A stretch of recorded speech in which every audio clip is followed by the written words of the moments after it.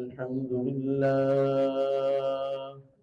الحمد لله نحمده ونستعينه ونستغفره ونؤمن به ونتوكل عليه ونعوذ بالله من شرور أنفسنا ومن سيئات أعمالنا من يهده الله فلا مضل له ومن يضلل فلا هادي له ونشهد أن لا إله إلا الله وحده لا شريك له ونشهد أن سيدنا وحبيبنا وشفيعنا ومولانا محمدا عبده ورسوله صلى الله تعالى عليه وعلى آله وأصحابه وبارك وسلم تسليما كثيرا كثيرا أما بعد فأعوذ بالله من الشيطان الرجيم بسم الله الرحمن الرحيم أن تقول نفس يا حسرة على ما فرطت في جنب الله وإن كنت لمن الساخرين صدقت يا ربنا ويا رب العالمين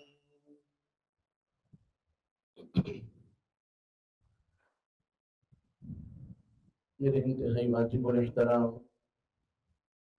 بزرگان محترم، برادران اسلام اور میرے طالب علم ساتھیوں، السلام علیکم ورحمۃ اللہ تعالی وبرکاتہ۔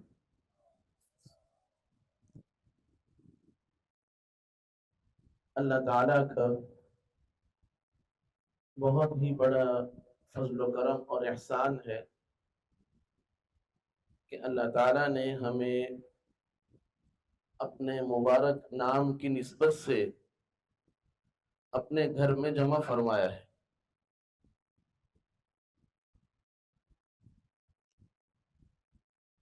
اللہ تعالیٰ ہمارے اس مل بیٹھنے کو اپنی بارگاہ میں قبول فرمائے، اور جو کچھ اللہ تعالیٰ کے فضل کرم اور توفیق سے اور عنایت سے کہنے سننے کا موقع ملے اور موقع مل رہا ہے، اللہ تعالیٰ ہم سب کو سے یاد رکھنے اور اس پر عمل کرنے کی توفیق عطا فرمائے۔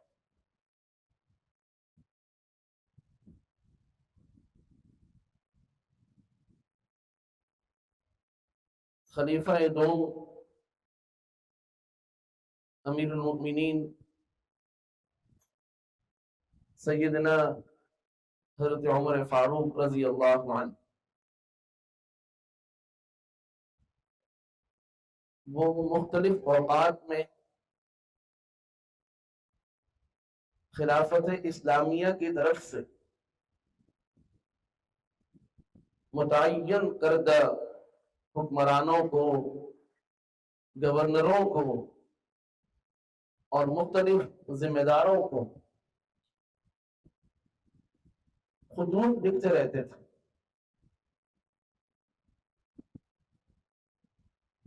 ان خطوط میں سے ایک خط کے آخری ایک دو جملوں پر آج کی ہماری مجلس میں گفتگو ہوگی۔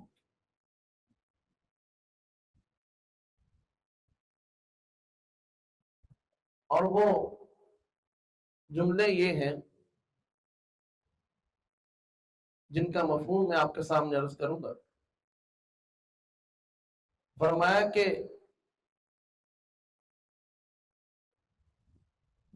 نرمی کے دنوں میں اور کشائش کے دنوں میں تم اپنا احتساب، اپنا محاسبہ کرتے رہو، اس سے پہلے کہ تم پر سخت وقت آئے اور پھر اس سخت وقت میں اللہ تعالیٰ تم سے حساب لے۔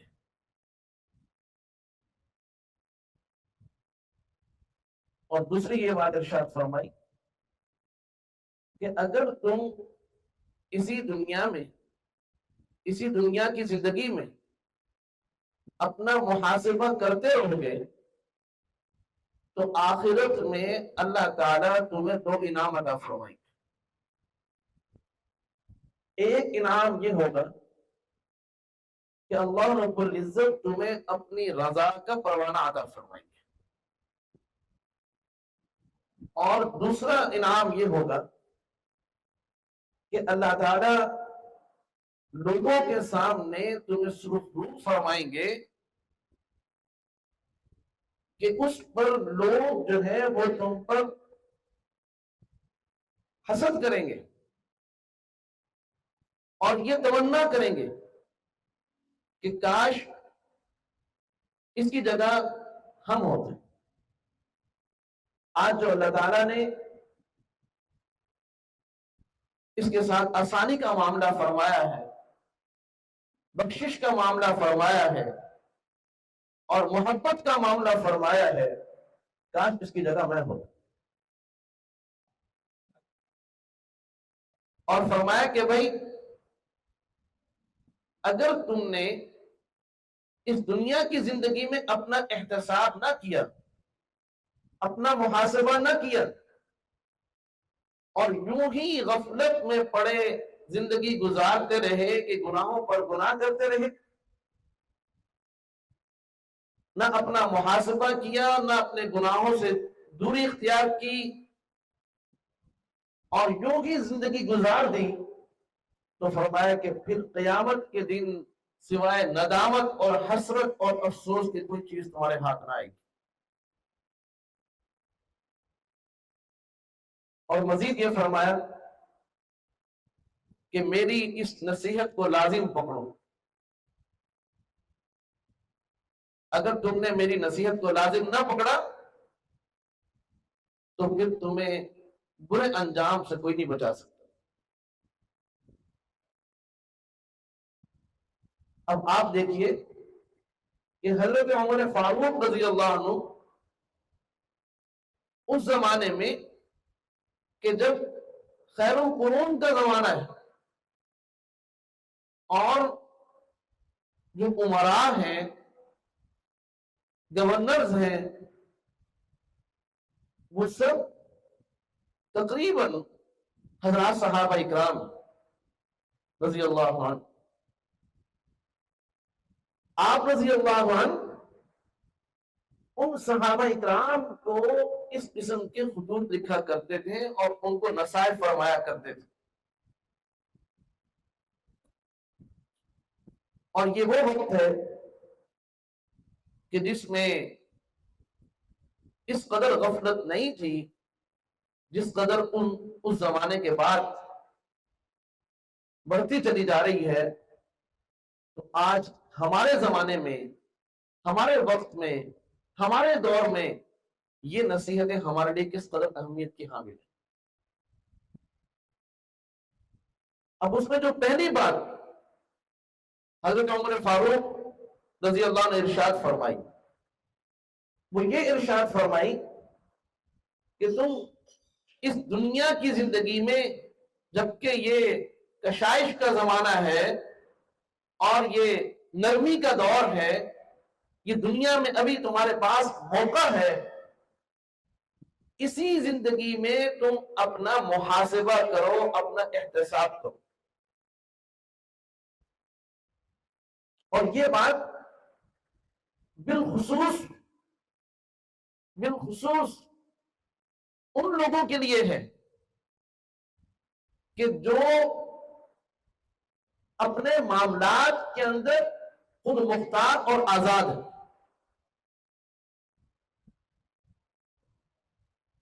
بچے ہیں وہ اکثر اپنے والدین کی نگرانی میں ہوتے ہیں، والدین ان کے اوپر سختی کرتے ہیں. نیک والدین ہوں گے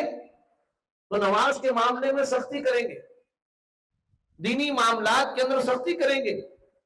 پوچھ گچھ کریں گے، اور اپنی نگرانی کے اندر دینی امور پر عمل کروائیں گے. اسی طرح طالب علمی کے زمانے میں اس کے اوپر اساتذہ اکرام موجود ہیں، مدرسے کا نظم موجود ہے، مدرسے کے قوانین موجود ہیں، تو اس کے اوپر سختی ہوگی، اور باز پرس کا اور ڈانٹ ڈپٹ کا خوف ہوگا. تو اس بنیاد پر وہ بہت سے امور جو دینی امور ہیں اس پر عمل کرتے چلے جائیں گے. لیکن ایک زمانہ انسان پر ایسا بھی آتا ہے کہ جس میں انسان اپنے معاملات کے اندر آزاد ہوتا ہے، نہ والدین کی سختی کا ڈر ہوتا ہے، نہ مدرسے کے نظم و نسق کا اور وہاں کے قوانین کا کوئی ڈر اور خوف ہوتا ہے. تو آدمی جو چاہے کر سکتا ہے. ایسے موقع پر جو چیز انسان کے کام آ سکتی ہے وہ یہی ہے جس کو ہم محاسبہ کہتے ہیں اور خود احتسابی کہتے ہیں.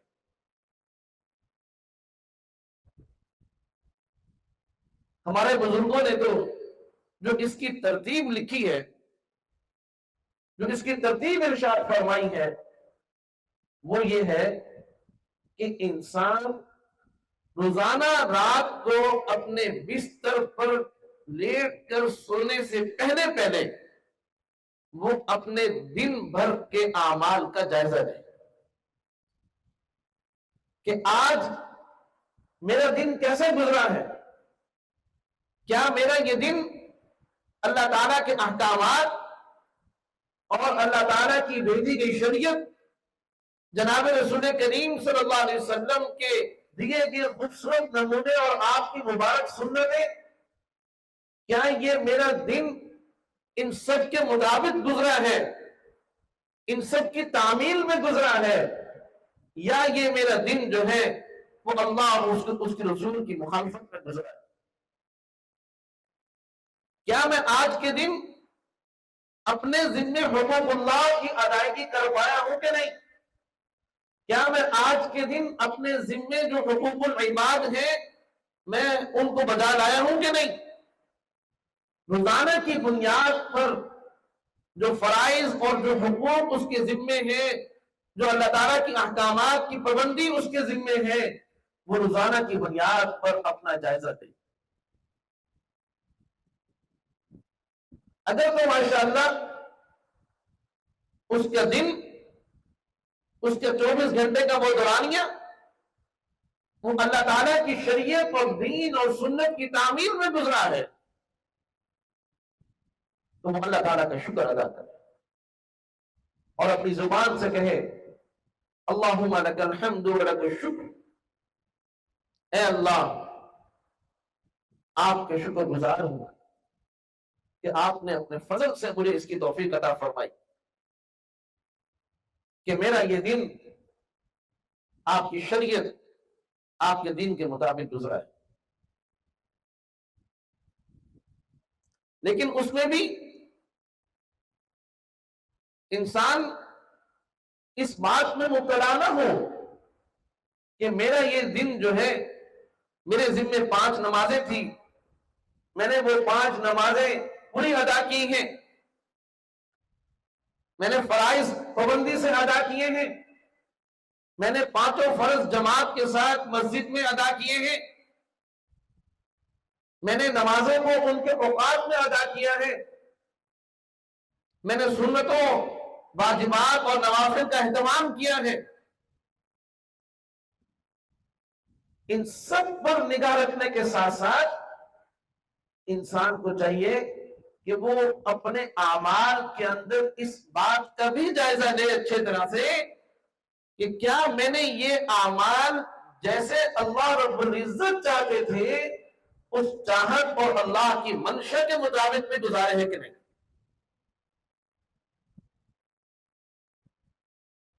یہ فکر انسان کو، جب انسان یہ سوچے گا کہ شریعت اور دین کے مطابق اعمال اس طور پر ہونے چاہیے کہ وہ اللہ تعالیٰ کی منشا اور اللہ کی رضا کا ذریعہ بن جائیں، اللہ تعالیٰ کے منشا کے مطابق ہو جائے، یہ فکر، یہ کوشش،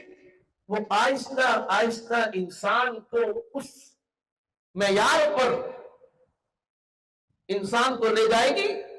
کہ اللہ رب العزت اس کے ایک ایک عمل سے راضی ہو جائیں گے، اور اللہ رب العزت اس کے لیے جہنم سے آزادی کا اور جنت میں لے جانے کا فیصلہ فرمائیں گے. اس 24 گھنٹے کے دورانیے میں جو چیز ایک مسلمان کی زندگی میں سب سے زیادہ اہمیت کی حامل ہے، وہ چیز نماز ہے.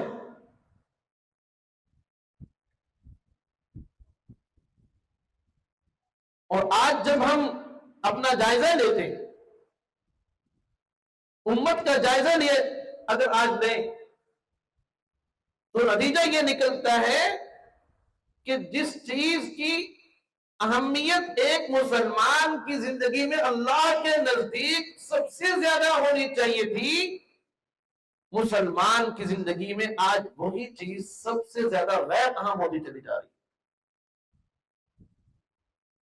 نماز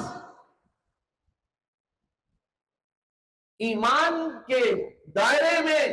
داخلے کے بعد، حلقہ اسلام میں داخل ہونے کے بعد، ایک مسلمان کے ذمے جو سب سے اہم ترین اللہ کا حکم ہے وہ نماز. آج عامت الناس کی باتیں کرنی ہے. آج مدارس کے ماحول کے اندر بھی یہ کمزوری چلی آ رہی ہے اور یہ بڑھ رہی ہے کہ مدرسے کے ماحول کے اندر رہ رہے ہیں، دینی طالب علم کا لبادہ ہے اور تمام مراعات، تمام سہولیات، تمام ضروریات اللہ کی طرف سے بیٹھے بٹھائے پوری ہو رہی ہیں. لیکن اس کے باوجود جب سب سے اہم چیز نماز کا موقع آتا ہے تو دور جائے کیا جانا، مدارس کا ماحول یہ بنتا چلا جا رہا ہے کہ یہاں پر بھی جماعت کا اہتمام نہیں ہے، وضو صحیح سے ہوا نہیں ہوا، سنتیں ادا کی نماز سے پہلے والی نہیں کی، تکبیر اولیٰ کے اہتمام کی کوشش ہے کہ نہیں، صف اول میں جگہ مل جائے اس کے لیے کوئی تڑپ، کوئی بے چینی اور کوئی بھاگ دوڑ، کوئی کوشش ہے کہ نہیں. اور نماز کے اندر خشوع اور خضوع ہے کہ نہیں، نماز کے بعد کے معمولات میں کوئی اہتمام ہے یا نہیں،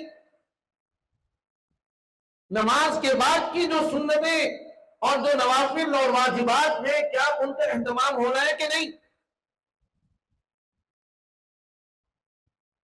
میں نے وہی بات کی کہ اگر ہم محاسبہ کریں گے، احتساب کریں گے کہ لوگ ہمیں کیا سمجھتے ہیں، کہ یہ لوگ تو ایسے ہیں کہ ان کی کبھی تہجد بھی قضا نہیں ہوتی ہوگی، لوگ یہ سمجھتے ہیں کہ انہوں نے کبھی کوئی نفل نہیں چھوڑا ہوگا، انہوں نے نماز کے اس حال میں پڑھی ہوگی کہ نہایت خشوع و خضوع ہوگا، انہوں نے تو ایک مستحب بھی ترک نہیں کیا ہوگا. اور یہاں صورتحال یہ ہے کہ فرائض تو ادا ہو رہے، اس میں بھی بعض اوقات غفلت ہو رہی ہے، اور ان فرائض کی ادائیگی اگر ہو رہی ہے تو اساتذہ اکرام کے خوف سے ہو رہی ہے، اللہ کی محبت میں نہیں ہو رہی. تو میرے طالب علم ساتھیوں، اللہ تعالیٰ کی طرف سے یہ نماز کا جو فریضہ ہمارے ذمے ہے، آپ سن کر حیران ہوں گے. جیسے میں نے یہ بات عرض کی کہ حضرت عمر فاروق رضی اللہ عنہ وہ مختلف ذمہ داران کو خطوط لکھا کرتے تھے، تو اس میں سے ایک خط حضرت عمر فاروق رضی اللہ عنہ نے حضرت ابو موسیٰ اشعری رضی اللہ عنہ کو لکھا، اور انہیں یہ بات ارشاد فرمائی کہ آپ کے ذمے اللہ کی طرف سے، خلافت اسلامیہ کی طرف سے جو امور آپ کے ذمے ہیں، ان میں سب سے اہم آپ کی جو ذمہ داری ہے وہ نماز ہے. نماز میں غفلت نہیں کرنا. اب آپ خود بتائیں، جلیل القدر صحابی رسول ہے، لیکن ان کو نصیحت فرما رہے، تاکید فرما رہے، اور اس خط کے اندر حضرت عمر فاروق رضی اللہ عنہ نے حضرت ابو موسیٰ اشعری رضی اللہ عنہ، یہ وہ جلیل القدر صحابی ہیں کہ جنہوں نے جناب رسول کریم صلی اللہ علیہ وسلم سے کثرت کے ساتھ روایات نقل کی ہیں. ان کو اس خط کے اندر یہ فرما رہے کہ دیکھو، فجر کی نماز کا وقت یہ ہے، ظہر کی نماز کا وقت یہ ہے، عصر کی نماز کا وقت یہ ہے، مغرب کی نماز کا وقت یہ ہے، عشاء کی نماز کا وقت یہ ہے. اور پھر فرمایا نماز کی ادائیگی کافی نہیں ہے، نمازوں کو ان کے اوقات کے اندر پابندی کے ساتھ ادا کرنا یہ تمہاری ذمہ داری ہے. اس لیے کہ جب کسی اسلامی ریاست کے اندر ایک مسلمان حاکم، ایک مسلمان ذمہ دار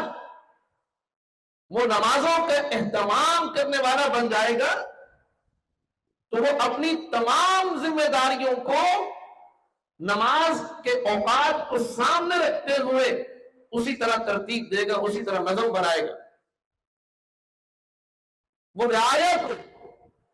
جو احکامات جاری کرے گا، اس میں اگر کوئی وقت دیا جائے گا، کوئی کام ذمہ لگایا جائے گا، تو چونکہ اس کی اپنی ترجیحات کے اندر یہ بات شامل ہے کہ اللہ کی طرف سے میرے ذمے جو سب سے اہم چیز ہے وہ نماز ہے، تو جیسے میرے ذمے ہے عام مسلمانوں کے ذمے بھی یہی چیز ہے. لہذا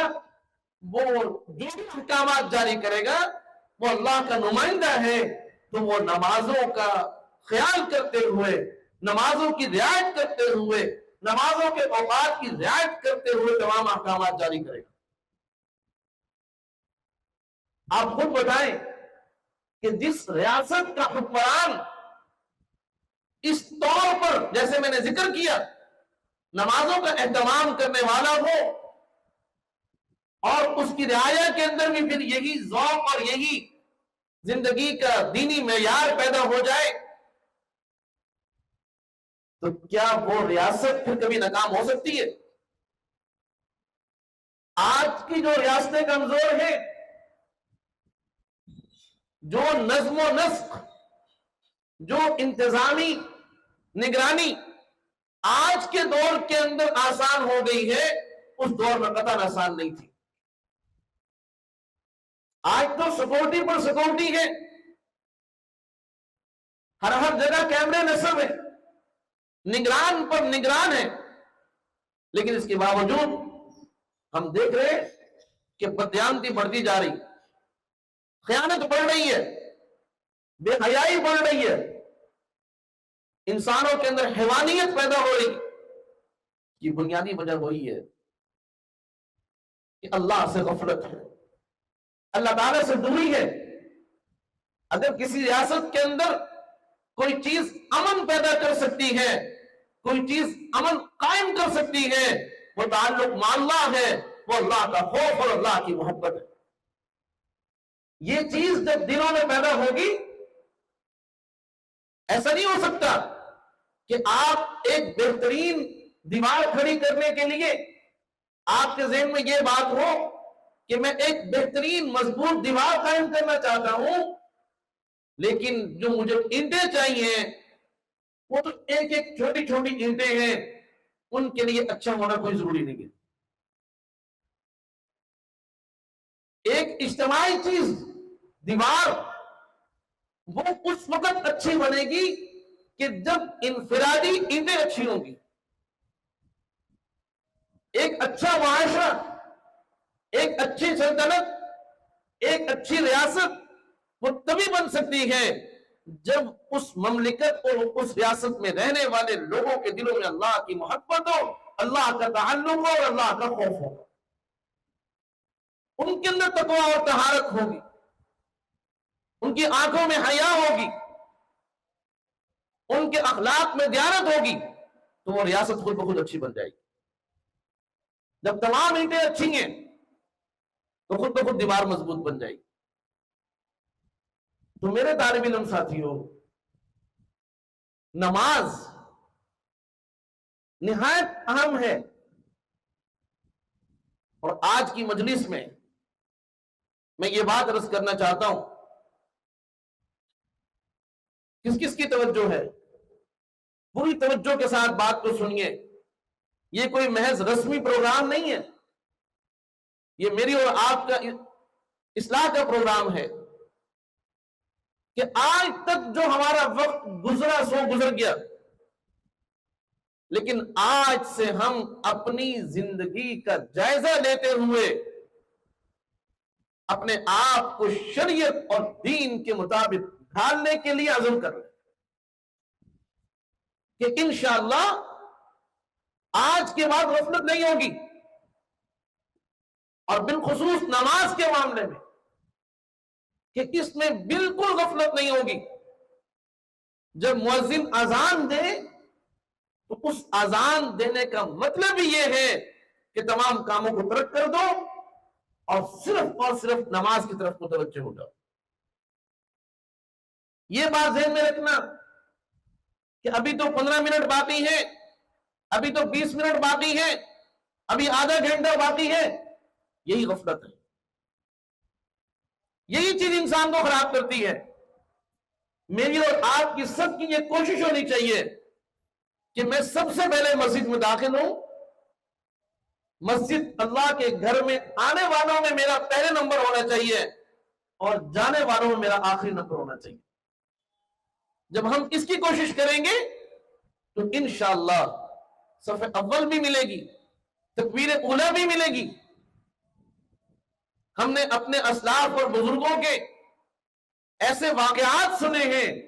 کہ آپ سنیں گے تو آپ کہیں گے یہ بات ناقابل قبول ہے۔ وہ فرماتے ہیں کہ 40 سال ہو گئے کہ میری کوئی نماز بغیر تکبیر اولیٰ کے نہیں ہوئی۔ 40 سال، 40 دن نہیں، 40 سال انہوں نے اپنی زندگیاں اس طور پر ڈھال دی تھی۔ اور ایسا نہیں ہے کہ بس ان کے ذمہ صرف نماز ہی تھی، وہ 24 گھنٹے میں اور کوئی کام نہیں کرتے تھے، نہیں، ہزاروں ان کے شاگرد تھے، درس و تدریس کا کام کیا، تصنیف و تعلیف کا کام کیا، اور حتیٰ کہ اپنے کاموں پر انہوں نے کوئی اجرت نہیں بلکہ وہ تجارت بھی کرتے تھے۔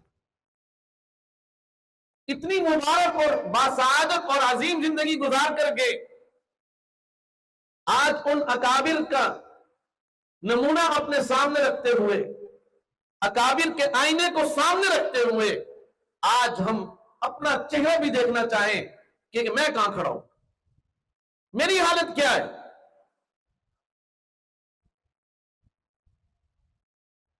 جناب رسول کریم صلی اللہ علیہ وسلم کے ارشادات تو سنیں۔ آپ صلی اللہ علیہ وسلم نے ارشاد فرمایا کہ اگر کوئی شخص وضو کرے، اگر کوئی شخص وضو کرے اور وہ اچھے سے وضو کرے، اچھے سے وضو سے کیا مراد ہے کہ وضو کے دوران جو مکروہات ہیں ان سے اجتناب کرے، اور وضو کے جو مستحبات اور سنن ہیں ان کے اوپر عمل کرے. تو فرمایا جب اس طرح کا وضو ہوگا تو صرف چہرے سے، ظاہری چہرے سے مٹی نہیں اترے گی. اگر ہاتھ گندے ہیں تو ایسا نہیں ہے کہ صرف ہاتھ دھل جائیں گے. اگر پاؤں میں مٹی لگی ہوئی تھی تو یہ ہے کہ آپ نے وضو کیا تو پاؤں دھل گئے، بس بات ختم. فرمایا نہیں، جو شخص اس طور پر وضو کرے گا تو اللہ تعالیٰ اس کے جسم سے تمام گناہوں کو نکال کر باہر رکھے. حتیٰ کہ رسول کریم صلی اللہ علیہ وسلم نے ارشاد فرمایا کہ اس کے جسم کے اندر جو گناہ تھے وہ اس کے ناخنوں کے راستے سے باہر نکل جائیں گے. اس حدیث پاک کی روشنی میں اور آپ اپنا جائزہ لیں کہ کیا میرا وضو ایسا ہے؟ ہم وضو کے دوران باتیں کر رہے ہوتے، ہمیں نہیں معلوم کہ ہم نے وضو کی سنتوں پر عمل کیا کہ نہیں. کیا ہم نے وضو کو اللہ تعالیٰ کی عبادت سمجھ کر کیا ہے کہ نہیں کیا؟ حالانکہ وضو ہم کر رہے ہیں، صرف بات یہ ہے کہ غفلت ہے. جب ہم غفلت سے نکلیں گے، سنتوں کا اہتمام کریں گے تو انشاءاللہ اللہ پاک ہمارا وضو بھی ایسا بنا دے. اور پھر دوسری حدیث پاک میں جناب رسول کریم صلی اللہ علیہ وسلم نے ارشاد فرمایا کہ اگر کوئی شخص وضو کرے اور اچھے سے وضو کرے اور وضو کرنے کے بعد وہ 2 رکعات نفل کے اس طور پر ادا کرے کہ وہ اپنے آپ سے باتیں نہ کر رہا ہو. اب آپ کہیں گے اپنے آپ سے کون باتیں کرتا ہے؟ میں یہ پوچھتا ہوں کہ کون نہیں کرتا؟ جب ہم نماز پڑھ رہے ہوتے تو ہم اپنے کاموں میں ذہنی طور پر مصروف ہوتے ہیں کہ میں نے اب کھانا کھانا ہے، میں نے اب یہ کام کرنا ہے، میں نے فلاں کام کرنا ہے، یہ کام ایسے ہو گیا، یہ کام ایسے ہو گیا. انسان کو چاہیے اپنی ہمت بساط اور سعی کے مطابق پوری کوشش کرے کہ اس کا دھیان نہ بھٹکے، پوری توجہ کے ساتھ وہ اللہ کے حضور کھڑا ہو. تو وہ اپنے آپ سے باتیں نہ کرے بلکہ فرمایا کہ وہ اللہ کی طرف متوجہ ہو. آپ صلی اللہ علیہ وسلم نے ایک حدیث مبارکہ میں فرمایا جو شخص اس طرح وضو کر کے 2 نفل ادا کرتا ہے اللہ تعالیٰ اس کے سابقہ تمام گناہوں کو معاف فرما دیتے. اور دوسری حدیث مبارکہ میں جناب رسول کریم صلی اللہ علیہ وسلم نے ارشاد فرمایا جو شخص اس طرح وضو کرے اور اس طریقے سے نفل ادا کرے، نماز ادا کرے تو اللہ رب العزت اس شخص کے لیے جنت کا داخلہ منظور فرما دیتے. یہ نماز کوئی معمولی چیز نہیں ہے. جب اس طرح توجہ کے ساتھ،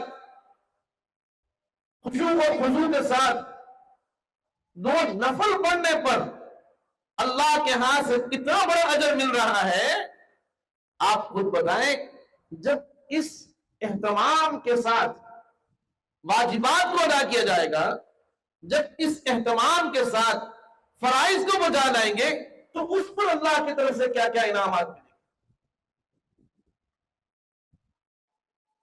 آج ہماری تفریح کیا ہے کہ ہمارے فارغ اوقات وہ غیر ضروری گپ شپ میں یا نعوذ باللہ آوارگی کے اندر گزر رہے. جن بزرگوں کا ہم نام لیتے ہیں، جن صحابہ اکرام کا ہم نام لیتے ہیں، ان کا مزاج یہ نہیں تھا، ان کی طبیعت یہ نہیں تھی، ان کی روٹین یہ نہیں تھی. وہ اپنے اوقات کو اللہ کے لیے وقف کرتے تھے. ان کو نماز میں لطف آتا تھا، ان کو قرآن کریم کی تلاوت میں لطف آتا تھا. تو میرے طالب علم ساتھیوں، پہلی بات میں نے یہ عرض کی کہ انسان رات کو سوتے وقت اپنا محاسبہ کرے کہ میرا جو وقت ہے وہ شریعت اور سنت کے مطابق گزر رہا ہے کہ نہیں. اگر وہ گزر رہا ہے تو اللہ کا شکر ادا کرے، اور ظاہر ہے کہ جیسا اللہ چاہتے ہیں ویسا معیار پیدا نہیں ہو رہا تو اس پر استغفار بھی کرے. اور یا پھر اگر وہ یہ دیکھے کہ اس کا جو وقت ہے خدا نہ خواستہ نعوذ باللہ وہ گناہوں کے ساتھ گزر رہا ہے، صبح میں یہ گناہ کیا، دوپہر کو یہ کیا، شام کو یہ گناہ کیا، گناہوں کے ساتھ اس کا وقت گزر رہا ہے، تو اپنے آپ کو خود پکڑے،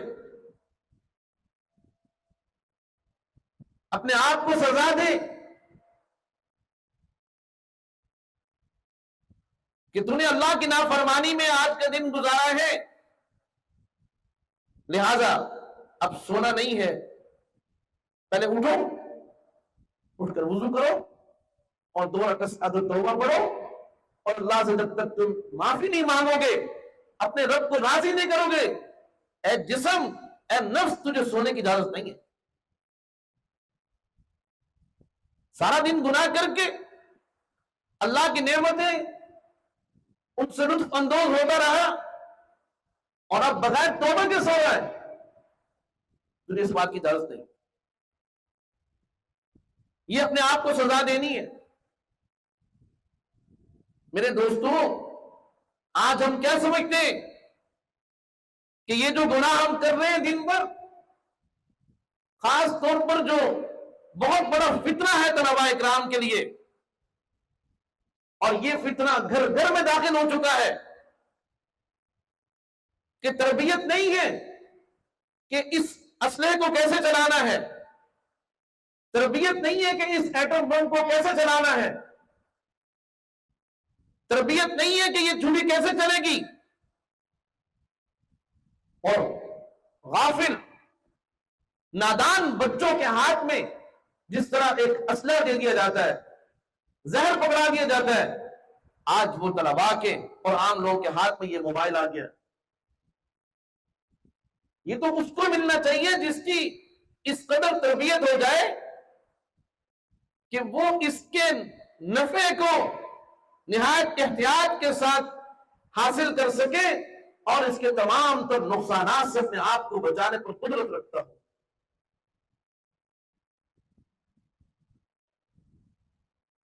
اس نے ہمیں غافل بنا دیا. میرے طالب علم ساتھیوں، ان باتوں کو معمولی نہ سمجھیں. یہ ہمارے گناہ، ان کی مثال ایسے ہے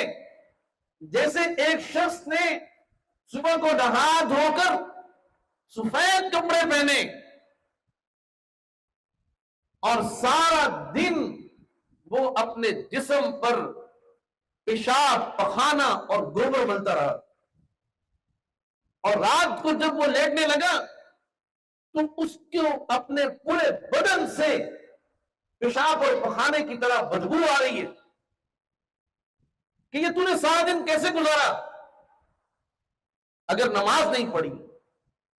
ماں باپ کی حکم کی تعمیل نہیں کی، اور سینکڑوں انسان کی زندگی کے اندر اللہ تعالیٰ کے احکامات، سینکڑوں باتوں سے اللہ تعالیٰ نے منع فرمایا، آنکھ کو آزاد چھوڑ دیا، اس کی برائی کر، اس کی برائی کر، اس کی غیبت کر، اس کی چغلی کر، کسی کو گالی دی، کسی کو تھپڑ مار دیا، یہ سارے گناہ ہیں.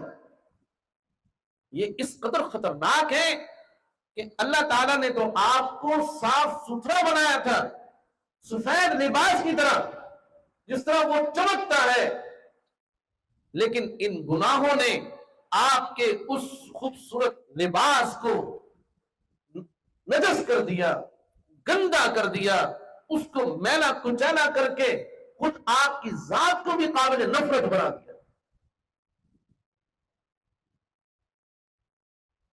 اب اس کا علاج کیا ہے؟ جیسے حقیقت میں اگر بدن گندا ہو جائے، کپڑے گندے ہو جائیں، تو اس کا علاج یہ ہے کہ انسان پانی سے اپنے کپڑوں کو پاک کرتا ہے، صابن سے اس کے نشانات کو ہٹاتا ہے، ایسے ہی توبہ کرنے سے انسان کو اللہ تعالیٰ پاک فرما دیتے ہیں. اور اگر توبہ نہ کی جائے، آپ یقین کریں یہ گناہ اس قدر سخت داغ والے ہیں، اگر توبہ نہ کی جائے تو جو گناہ ہم سے سرزد ہوتے ہیں یہ اس قدر سخت داغ والے ہیں کہ یہ پورے سمندر کے پانی سے بھی دور نہیں ہو سکتے. ایک بالٹی پانی سے ہمارے کپڑے دھل سکتے ہیں، لیکن اگر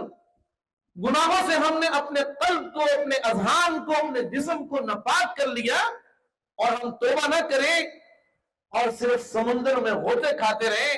تو یہ 7 سمندر بھی ہمارے جسم کو، ہمارے دل کو، ہمارے ذہن کو پاک نہیں کر سکتے. آپ کہیں گے یہ اپنی طرف سے کہہ رہے ہیں. جناب رسول کریم صلی اللہ علیہ وسلم نے حضرت امی عائشہ صدیقہ رضی اللہ عنہا ان کو یہ بات ایک موقع پر ارشاد فرمائی تھی کہ جب انہوں نے صرف اتنی بات کہی تھی کہ یہ جو ہے صفیہ رضی اللہ عنہا جو آپ صلی اللہ علیہ وسلم کی گھر والی تھی، ان کے بارے میں اشارے سے یہ کہا، اشارے سے، کہ اس کا تو قد چھوٹا ہے. اشارے سے کہا، زبان سے نہیں کہا. آپ صلی اللہ علیہ وسلم نے اس اشارے کو دیکھا، آپ نے فرمایا اے عائشہ تم نے اس موقع پر جو بات کہی ہے یہ بات اس قدر بدبودار ہے،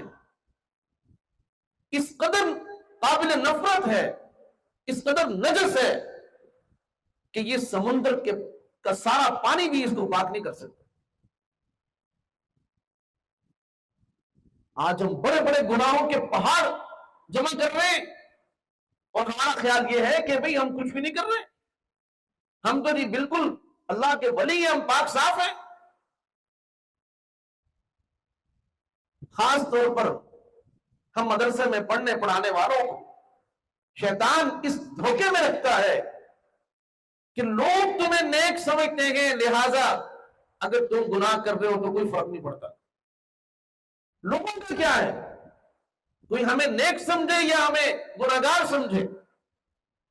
اصل تو میرا اور میرے رب کا تعلق ہے کہ میں اپنے رب کی نگاہوں میں کیسا ہوں. اگر میں اپنے اللہ کی نگاہوں میں اس کا نیک بندہ ہوں تو ماشاءاللہ کتنی بڑی سعادت کی بات ہے. اور اگر میں اللہ کی فہرست میں اللہ کے نافرمان بندوں میں سے ہوں، ساری دنیا نیک سمجھتی رہے، اس سے کوئی فرق نہیں پڑتا. اللہ کے ہاں بے حیثیت انسان ہے وہ کہ جو اللہ کی نافرمانیوں کے مطابق زندگی گزار رہا ہے، نافرمانیوں والی زندگی گزار رہا ہے اور بنا وجہ کے کسی ذوق میں مبتلا ہے. اس لیے اپنا جائزہ لینا ہے کہ اگر گناہوں کے ساتھ ہمارا وقت گزر رہا ہے تو آپ عزم کریں. آسان بات میں آپ کو بتاتا ہوں، سارے گناہ یکدم چھوڑنا آسان نہیں ہے، لیکن خود میں نے بھی زندگی میں اس کے اوپر عمل کیا، آپ بھی اس کے اوپر عمل کریں کہ ایک چھوٹی کاپی جو 100-150 کی مل جاتی ہے اور ایک بال پین وہ آپ اپنی جیب پہ رکھیں اور قطعاً کسی کو دیکھنے کی اجازت نہ دیں. یہ آپ اور آپ کے رب کا راز ہے. جب سونے لگے رات کو تو اس پر لکھ لیں کہ مجھ سے یہ گناہ ہوا، مجھ سے یہ غفلت ہوئی، یہ گناہ ہوا، یہ گناہ ہوا. خدا کرے ایک بھی نہ ہو، لیکن اگر 2 4 5 10 گناہ آپ نے نوٹ کر لیے، سب سے پہلے تو اللہ تعالیٰ سے توبہ کریں، پھر اللہ تعالیٰ سے مدد مانگے کہ یا اللہ میں ان گناہوں سے اپنی جان چھڑوانا چاہتا ہوں، آپ میری مدد کریں. اس لیے کہ اللہ کی مدد کے بغیر انسان گناہ نہیں چھوڑ سکتا. اور اگلے دن جب آپ دوبارہ جائزہ لیں، جو گناہ آپ سے چھوٹ گیا اس پر لکیر لگا دیں، کانٹا لگا دیں، اور اس کے آگے لکھ دیں الحمدللہ یہ گناہ اب نہیں ہوا۔ جو باقی رہ گئے وہ دوبارہ لکھیں کہ یہ ابھی بھی ہو رہے ہیں۔ اور بعض گناہ ایسے ہوتے ہیں کہ انسان توبہ کرتا ہے، عزم کرتا ہے، اس کے باوجود اس سے جان نہیں چھوڑتی، تو اس کا حل یہ ہے کہ اپنے آپ کو سزا دے، خود اپنے آپ کو سزا دے۔ یہاں بھی کتنے پیسے تیرے پاس؟ 500 روپے ہے نا، 100 روپے صدقہ کر، چل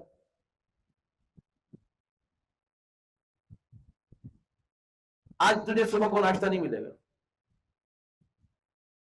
مدرسے میں پکا ہے کوئی مسئلہ نہیں، گھر میں پکا ہے، لیکن اپنے آپ کو سزا دینی ہے کہ بھی تجھے منع کیا کہ یہ کام نہیں کرنا، آج پھر کیا ہے، آج ناشتہ نہیں ملے گا، چلو۔